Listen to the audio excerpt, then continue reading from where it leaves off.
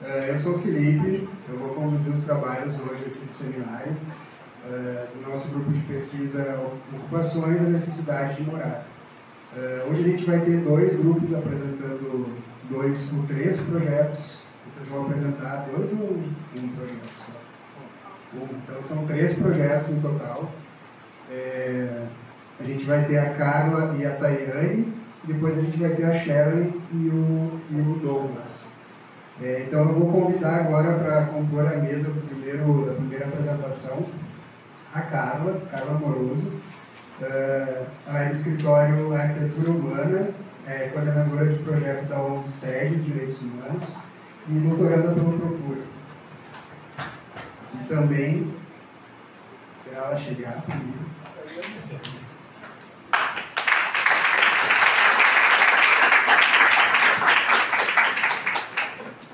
E também a Tayane Beduski, arquiteta urbanista da Arquitetura Humana, pode vir também.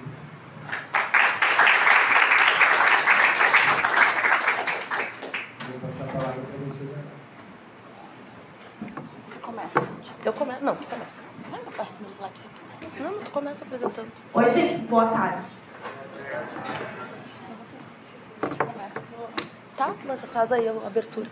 Então tá, vamos começar então. Então nós duas somos sócias, né, da Arquitetura Humana.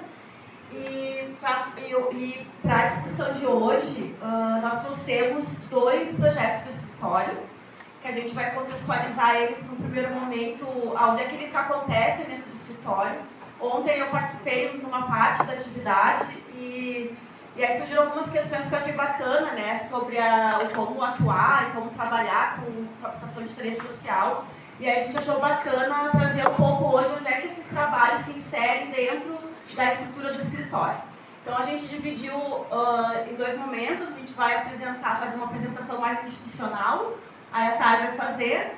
Depois a gente vai falar só um pouquinho do assentamento 20 de novembro e vamos falar um pouquinho do assentamento da cooperativa 2 de junho. A gente fez essa divisão porque a gente acha que a 2 de junho é mais bacana assim, para a abordagem do tema. Então, pessoal, boa tarde. Bom, a gente trouxe um pouco, né, do contexto do escritório para também mostrar que esse trabalho também está articulado com outros, né, esse trabalho com as ocupações. Inclusive, né, esse trabalho mais militante, para ele se manter vivo, a gente precisa também manter outros eixos de trabalho. Infelizmente, né, hoje. Então, a gente, o escritório tem 10 anos. A gente iniciou, assim, já trabalhando com habitação. Nos primeiros anos do escritório, a gente já tinha, né, relação com os movimentos, que isso foi em 2015 ali. Em 2016, a gente começou a trabalhar na 20. Vai botar o organograma? Não, vai estar tentando passar. Foi? Então, assim, a gente tem, né, hoje vários eixos. Um deles é a moradia. Na moradia, depois ele se desdobra, né, em outras formas de atuação, mas a gente também aposta, né, num eixo de formação, pensando, né, nas futuras gerações e nos fortalecimentos das pautas que a gente milita. E a gente também, né, tem um eixo de pesquisa, seja uma pesquisa no âmbito do trabalho, junto às entidades, e também no sentido de diagnósticos de território, etc.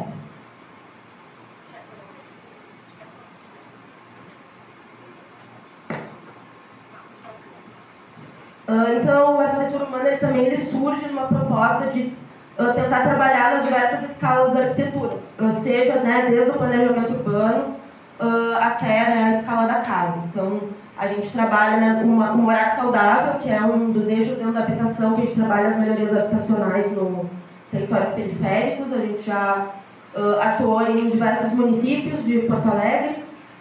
Já perdemos as contas, diversos municípios do Rio Grande do Sul, desculpa, gente. Já perdemos as contas de quantas famílias já atendemos. E ele é um eixo de trabalho que ele se mantém assim, bem contínuo. O Políticas para o Morar, que é onde a gente trabalha o fortalecimento das políticas públicas. Então, a gente tem ali a Dizer um Direito Muitas Possibilidades, que a gente fez para o Caudo de Santa Catarina em 2016. o Plano Metropolitano de Habitação de Interesse Social, que a gente concluiu no início desse ano, e agora a gente está em parceria, esses dois trabalhos são em parcerias com a Lattes Consultoria, também é o Plano Local de Habitação. E o Morar Coletivo, que daí é onde se encaixa o nosso trabalho com as ocupações e entrando aqui nos dois casos que a gente vai apresentar hoje. Passo minha palavra para cá. Então, na realidade, a gente tem ali no Morar Coletivo, né, são 3 empreendimentos, 2 deles, que é a Cooperativa 20 de Novembro e a 2 de Junho, são ocupações em pré-existências, e a Primavera é um projeto que é também do Movimento Nacional de Luta pela Moradia, da Cooperativa 20 de Novembro, mas é numa área da União, mas é uma edificação que ela vai desde o zero, né, ela é toda nova. Acho que é importante contextualizar no tempo, né, de quanto tempo esses trabalhos estão dentro do escritório. Então, a 2 de junho, acho que é desde 2017, então desde os momentos das mediações de conflito até a gente conseguir acessar a política pública para viabilizar. A Primavera, a primeira proposta, acho que foi lá em 2016, e a 20 também, acho que 2015 e 2016.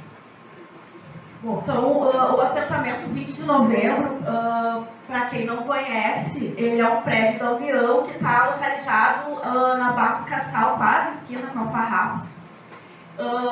Ele é uma ocupação de 2013, o prédio tem mais de 50 anos, ele foi projetado para ser um hospital, uma obra inacabada, enfim, que agora nós estamos na etapa de execução e cada dia que a gente intervém lá, a gente descobre um pedacinho da história do prédio. O processo ele iniciou em 2015, né, o processo que a gente diz assim, envolvimento da arquitetura humana. Em 2015, 10 anos depois, a gente está iniciando a obra. Tá? Então, essa coisa dos tempos assim, é importante a gente ir colocando, porque isso tem uma relação bem forte com o que foi colocado ontem sobre ser arquiteto militante. Né, todo esse trabalho, assim, ele não é 10 anos remunerados, né? Ele é um trabalho que é um trabalho de formiguinha, que nasce numa esperança e caminha para uma materialidade, né? E requer tempo, paciência e constância, que são características assim, fundamentais de um militante, né? Então, aí tem algumas imagens lá do assentamento 20 de Novembro, a gente não vai... Aqui tem uma parte da concepção do projeto, que é só para dar uma instigada, porque a gente não vai falar sobre ele hoje, tá? A gente vai convidar vocês todos para visitar, né, a obra, e visitar o empreendimento que está saindo do papel. E aí lá, acho que a gente faz uma roda de conversa, apresenta o projeto em loco, já junto com as pessoas que estão envolvidas lá. É o Minha Casa Minha Vida Entidade, né, junto com o Movimento de Moradia, acho que é uma oportunidade bacana de ver um processo assim, iniciando. Mas a concepção dele, né, não sei se a Tati quer falar desse aqui? Não, posso seguir? A concepção dele é um projeto para 40 famílias. Ele traz muito, a gente tentou, né, a arquitetura humana tentou trazer para o desenho alguns conceitos e algumas bandeiras, digamos assim, da luta por moradia, por direito à cidade, por moradia no centro, né. E isso se traduz, assim, em várias coisas, né, mas no projeto, nessa abertura que o prédio tem, assim, para a via, né, a gente trabalhou com espaços públicos, semipúblicos e privados dentro do projeto como um todo. Ele não tem muros, né? Ele tem espaços que são convidativos, ele pensa na relação, ele trabalha a interface público-privada, então tudo isso dentro desse escopo do direito à cidade, né? Da cidade mais dialogada, da cidade mais digamos assim, comunicativa, né? A questão da geração de renda também, então o projeto eles são 2 blocos, um deles é de moradia e o segundo bloco ele abriga todas as atividades que são do movimento, né, que são das famílias, de geração de renda, atividades também políticas, atividades de formação, né, então foi feito todo um processo anterior ao projeto para definir que espaços seriam esses, para se dar conta também, né, que trabalhar numa pré-existência que tem uma limitação física, nem sempre ela comporta todos os sonhos e todas as vontades das pessoas, né, então A gente brincava na época que nós tínhamos que ocupar o prédio do lado, porque a matrícula original é um prédio em L, né? E o assentamento é um dos prédios.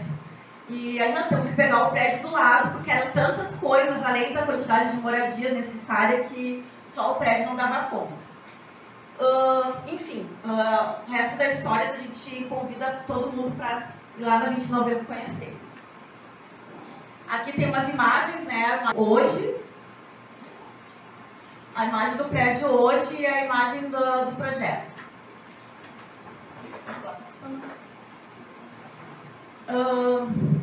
Tá, vamos para o assentamento 2 de junho, então. Para quem não conhece, né, a Cooperativa 2 de Junho é um prédio que está na Borges de Medeiros, perto dos Açorianos. Quem vem lá da Zona Sul, em direção ao centro, passando o Reduto dos Açorianos, é um prédio que tem ali à direita. Eu tenho que pensar. Não, sou desorientada. Eu não sou mega desorientada. Que foi ocupado, né, em 1999. Né, acho que faz um bocado de tempo. E foi ocupado numa ação das companheiras dos policiais militares e de alguns professores na época reivindicando por melhores salários. Tinha uma conjuntura econômica ali de defasagem salarial. E elas, as mulheres, né, ocuparam o prédio e desde o momento da ocupação se iniciou ali uma ação de reintegração de posses movida pelo Estado, que tramitou até hoje. A ação segue, né, ela está no momento suspenso. Então, o prédio foi ocupado em 99, o processo foi iniciado em 2017, então é o envolvimento da arquitetura humana nisso. E a etapa que a gente fala ali, respirando com momentos de ansiedade, é porque não estamos mais com uma ação de reintegração, uma ordem de despejo, melhor dizendo, apontada, porém, ela está muito amarrada com Minha Casa Minha Vida Entidades, num processo de pré-contratação que a gente ainda está vivenciando, né, por entraves burocráticos. Um parênteses, né, quando a gente trabalha essas intervenções em pré-existência ou programas habitacionais com áreas da União, não é uma coisa simples, mas é bem mais fácil do que quando a gente trabalha com a área de um outro ente federativo, que no caso é a 2 de junho. Né? O proprietário do prédio aqui é o Estado do Rio Grande do Sul. Né? Então, para vocês terem uma ideia, o Estado está vendendo o prédio para os moradores. Né? E essa venda desse prédio não cabe dentro da cabeça do governo federal, né? Porque de fato está havendo uma transferência do recurso público federal para o Estado, né? Ele deveria dar uma concessão de uso. A partir desse princípio, tudo tranca, né? Então acho que tem, eu não sei como é que está a situação da CEPER, acho que a CEPER já contratou. Não ainda? Então estamos todos na mesma barca. Então, o momento de ansiedade é isso, né? O tempo inteiro a gente fica dizendo para todo mundo, olha só, se não assinar, tem despejo. No caso da 2 de junho é isso. Se não assinar, vai ter despejo, porque o Estado vendeu o prédio e a primeira parte do pagamento do Minha Casa Minha Vida Entidades é para pagar o Estado. E esse pagamento cessa a ação judicial. Então, se não tem o programa, não tem dinheiro, né? Então, a gente estamos ali respirando com momentos de ansiedade, é por isso. Então, aqui um pouquinho da história do prédio, né? Então, aí aparece a foto dele. Ele é um prédio, então, de 49, ele era do IP, então ele foi pensado em termos de espaço para ser um prédio institucional. Em 72, o IP saiu desse prédio, o edifício acomodou, então, a Procuradoria-Geral do Estado. Em 99, então, ele foi ocupado. Em 2016 foi dado, então, pelo juiz de direito, a gente tem que denominar as pessoas, acho que é importante, foi dado, então, a desocupação voluntária, né, o pedido de saída do prédio. Depois disso, o que acontece, né? As famílias, até esse momento, elas eram acompanhadas pela Defensoria Pública do Rio Grande do Sul. E aí, com a ameaça de despejo na porta, elas procuraram as redes, e aí vem uma outra dica, né? Quem trabalha com habitação de interesse social não trabalha só, nunca, né? A gente trabalha em rede. E aí eles procuraram o CDES atrás de uma assessoria jurídica que o CDES não poderia dar, porque ele não trabalha com processos judiciais. E aí eles contrataram uma advogada, que é a Clarice, né? E a Clarice e também procuraram o MNLM para montar uma cooperativa. Então eles foram atrás de uma ajuda fora das estruturas institucionais. Nesse processo, a estratégia adotada para tentar fugir do despejo foi de mandar o processo da 2 de junho para o Sejusc, que é um centro de mediação de conflitos. Tá? Esse Sejusc tem desde 2014, se eu não me engano, e ele tem milhões de críticas com relação ao seu funcionamento. Era para ser um espaço de mediação de conflitos onde a gente pudesse construir soluções viáveis e justas, mas acabou se tornando aí um balcão de venda de, né, o proprietário de um lado, as pessoas, as famílias do outro, e uma negociação de quanto que vale e quanto que paga. Porém, dadas as críticas, é uma estratégia que o jurídico utiliza para a gente poder respirar. Que a partir do momento que tu joga no Sejusc, tu consegue ter um tempo, pelo menos, para te conseguir armar e pensar uma estratégia para tentar salvar e evitar o despejo. No caso da 2 de junho, isso foi muito válido, porque a gente entrou em 2017 no Sejusc, estamos lá segurando a onda desde então. O que aconteceu lá no Sejusc, né?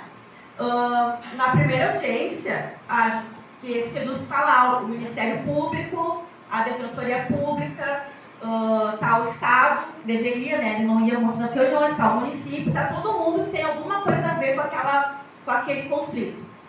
E aí, a juíza, o pessoal já do prédio já chegou com uma proposta de compra, e aí a juíza e o pessoal lá do judiciário disseram assim, ó, seguinte, vocês têm, esse prédio era para ser um prédio institucional, né? Como é que pode, ele se adapta à moradia, né? As pessoas estavam morando lá há mais de 15 anos, né? E aí fez essa pergunta se adaptar. E ele não vai cair, ele é seguro, é viável, vocês têm dinheiro para pagar, enfim, fizeram várias perguntas que direcionaram, então, porque a gente chamou ali de um estudo de viabilidade. Então, aí entra a arquitetura humana. Nosso primeiro trabalho lá no 2 de junho foi mostrar, tecnicamente, com dados técnicos, enfim, com tudo que merece, de que o prédio não ia cair, de que ele comportava 52 famílias morando lá de modo habitável, seguro, e que a reforma do prédio caberia no bolso dos moradores através de alguma estratégia. Então, isso exigiu muito mais do que um projeto arquitetônico, mas toda uma construção. Desculpa. Então, a gente construiu o escopo do trabalho, foi aquele que está lá, né? Avaliação do território, condicionantes, levantamentos técnicos, medição dos apartamentos, avaliação ocupacional, até chegar ali no projeto para a gente poder fazer um orçamento estimado.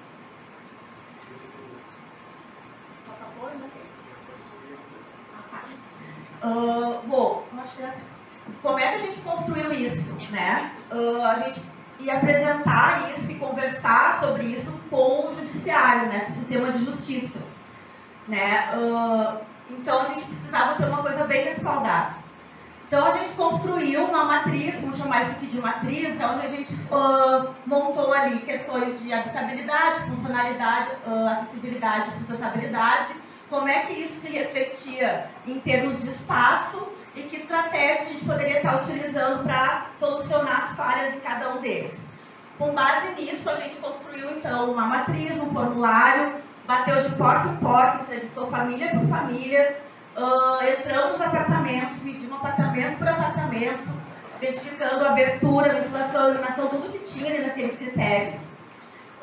E construímos, então, uma matriz, né, cujo resultado foi apartamentos adequados, apartamentos que precisariam de reforma e apartamentos que deveriam ser realocados, né, para a gente poder entender qual era a dinâmica ali do prédio.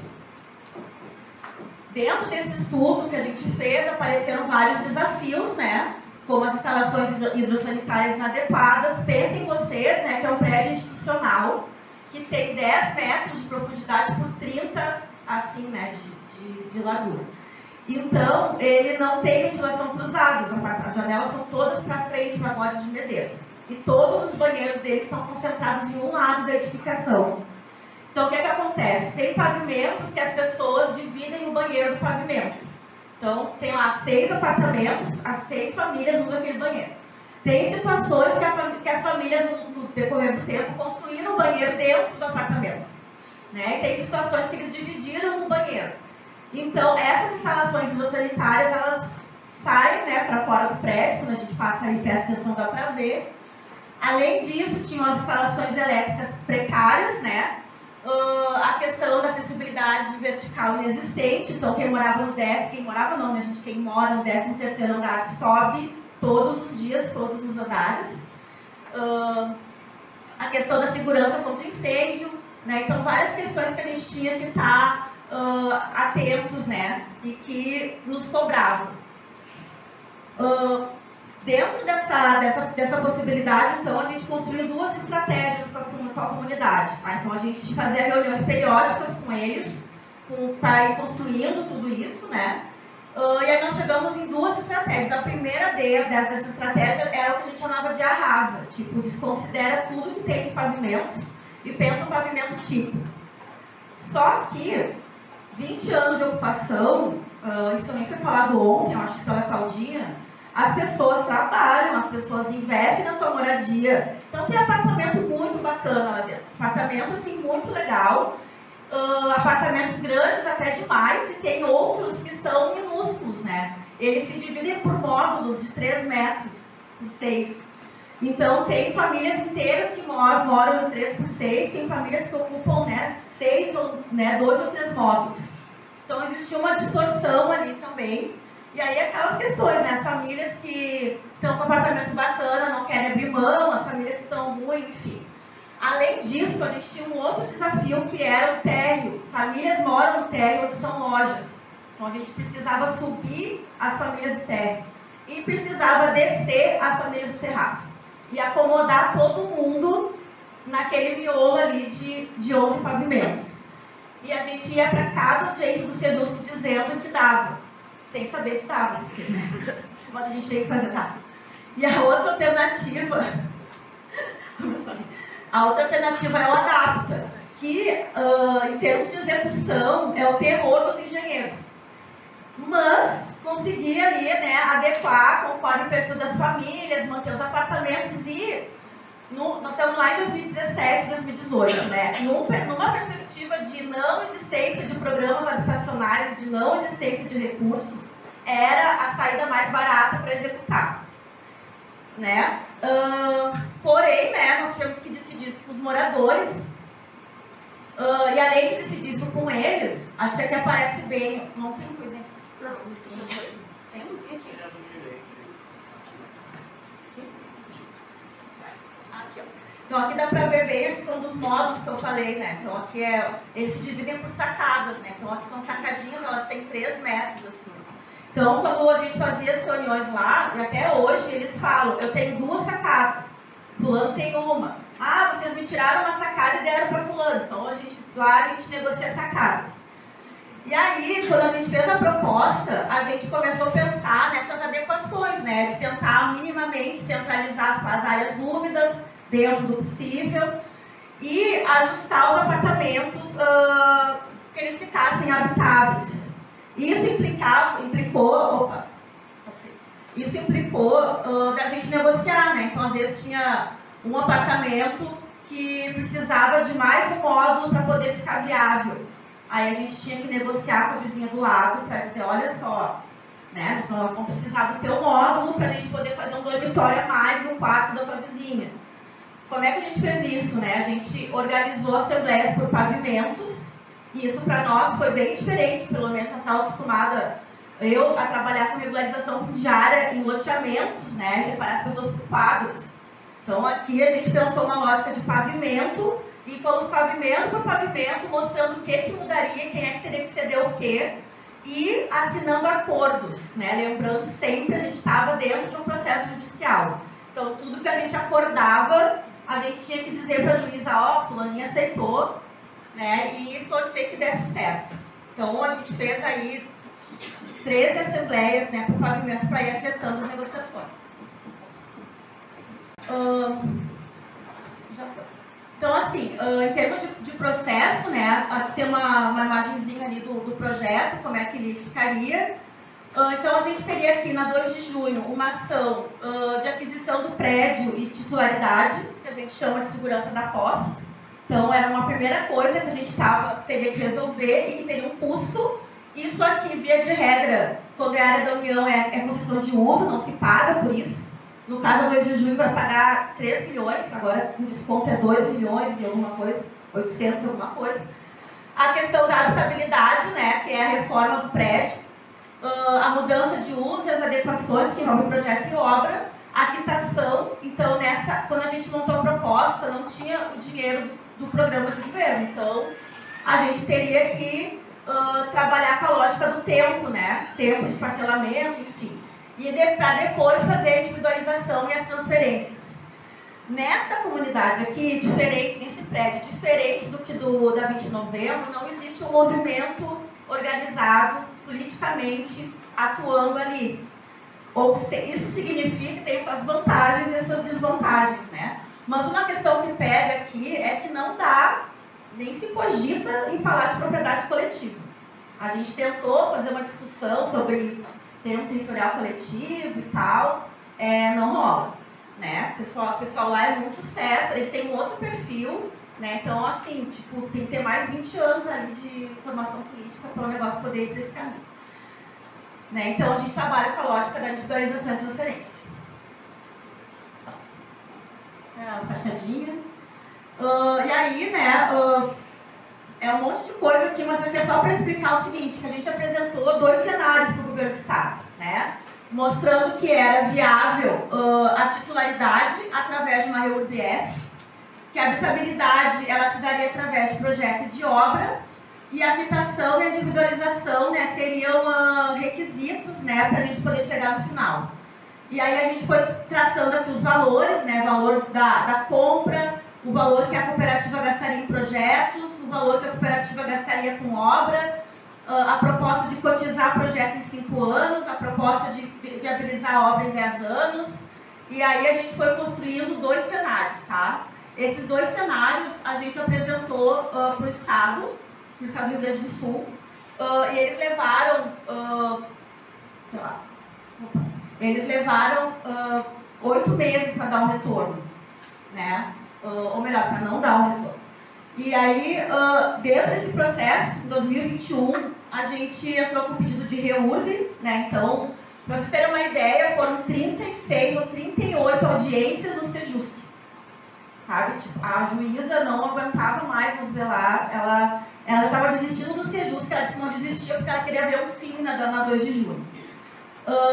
E aí várias estratégias eram adotadas. Aí uma delas foi de entrar com o pedido de REURB. Aí de novo aqui tem trabalho de arquiteto pra caramba, né, pra gente fazer. E aí o município negou, dizendo que área em conflito eles não trabalham REURB. Né? 2021, a gente também teve, iniciou muitas ações com relação à segurança de incêndio, né? O que acontece? O Ministério Público, numa das audiências, muito preocupado com a segurança dos moradores do prédio, disse, nossa, a gente tem que ficar atento às questões de incêndio, né? Porque pode botar em risco a vida das pessoas. E isso desencadeou, né, uma vistoria, uma sequência de vistorias do Ministério Público no prédio. Então, de tempo em tempo, de 3 em 3 meses, acho que a gente precisa dizer para o Ministério Público como é que está a situação do prédio em termos de segurança de incêndio. Além disso, em todas as audiências, o pessoal pedia plano de prevenção de incêndio. E aí vem a questão de nós técnicos, né, a gente saber utilizar o nosso conhecimento técnico de modo político e de modo estratégico.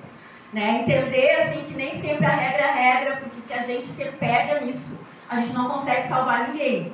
Então, o que eles pediam? Eles pediam o PPCI e o plano de prevenção de incêndio. E isso virava um boi na sala, porque a gente ia para a audiência, para o Estado responder nossa proposta, e o povo colocava o tal do tal do PPCI. Eles não entendiam que para ter um plano de prevenção de incêndio, o Estado deveria fazer o pedido ou aquele autorizado por ele. E desde 99 as famílias não conseguiam a autorização do Estado para dizer que o prédio, que eles podiam morar no prédio. Ou seja, a gente ficava andando em círculos, né? Só que para nós sair daquele círculo, a gente disse, ó, o que interessa? É o PPCI, o protocolo ou as famílias seguras? Ah, é as famílias seguras. Então é o seguinte, a gente faz o plano, executa o que dá e vamos levando assim. E aí a cooperativa, né, a mulherada lá se articulou com a URGS, curso de engenharia. Na época, Engenheiros Sem Fronteiras tinha um coordenador que estava fazendo uma disciplina de prevenção de incêndio, enfim, uma rede de relações. Fizeram um plano de prevenção de incêndio, a gente executou o que dava, né? Então tem extintor, tem treinamento, tem sinalização. O que não tinha? As instalações elétricas, né? Porque não tem como investir milhões, né? Uma grana forte em instalações elétricas, né? Num prédio que a gente não tinha segurança da posse. Então tinha tudo isso, né?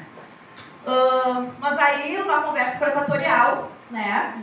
Buscou o Equatorial, fizeram uma conversa lá e eles fizeram o quadro de medidores, tudo isso acontecendo, né? O Estado lá analisando as nossas propostas.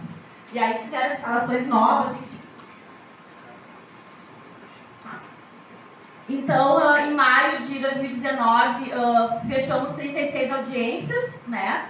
6 anos que o Corpo de Bombeiros monitora a ocupação solicitando PPCI, notificando sob pena de multa. Então, esse é o processo ali até 2023. 2023, com a retomada do Minha Casa Minha Vida entidades, então a gente consegue habilitar a entidade e agora a gente está nessa fase de pré-contratação do empreendimento que vai comprar o prédio e vai fazer a reforma. Né? Então, estamos aí na fase de pré-contratação. E acabou. Mas antes de acabar, eu queria colocar isso aqui significa o quê, gente? Eu acho que é um destaque importante, uma característica bem bacana que tem o 2 de junho. Quem ocupou o prédio foram as mulheres. Naquela foto lá de cima, aparece as mulheres, as primeiras moradoras lá que ocuparam o prédio. E a galera que faz esse bonde andar na assessoria técnica, na liderança da cooperativa, é uma mulherada que está aqui embaixo representada, entre moradoras, né, a presidente, entre a assessoria jurídica, enfim, toda a galera que está dando suporte. É muito legal, porque o dia que a gente se deu conta que era uma mulherada puxando o bonde, a gente disse, nossa, é muito legal. E estamos aí na torcida para ver se a gente consegue avançar, né, e fazer a reforma, evitar o despejo, né, e fazer aquilo que a gente vem construindo desde sempre, né, é que as políticas públicas sejam as respostas para os conflitos fundiários, para evitar despejo, né? A questão de moradia não é questão de justiça, é questão de políticas públicas, tá? Então era isso do 2 de junho, obrigada.